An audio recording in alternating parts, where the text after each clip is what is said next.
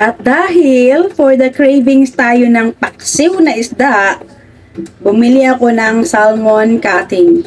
Papaksiwin natin, adobo style. Bumili ako ng salmon cutting, kalahating kilo. Mga ano lang yun siya, mga buto-buto ng salmon, pero may mga laman pa naman siya. Yung fin, yung sa buto niya, yung mga pinagkatan ng mga salmon fillet. So tara, samahan nyo ako.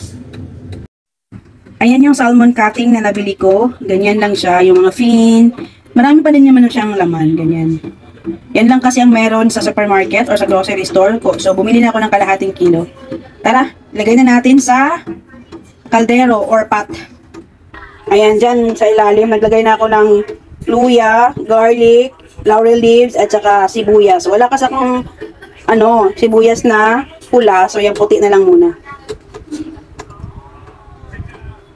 Lagay lang natin ng ganyan. Nilagyan ko na din siya ng magic sarap para at least in between ay may lasa. Kasi minsan, hindi siya nakakaabot sa ilalim. Kung sa ibabaw lang natin lalagyan. So, ayan, sige.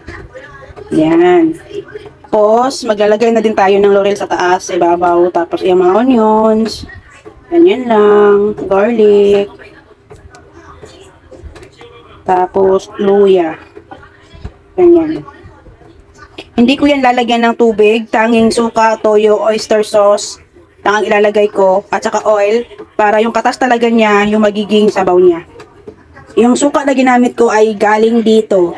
Yan sa may mga spice na ng mga suka. Yan yung ginamit ko dyan. So, ayan na siya. Isasalang na natin. May oil na din yan. Kikuman yung ginamit kong toyo. Kikuman soy sauce. Tapos oyster sauce.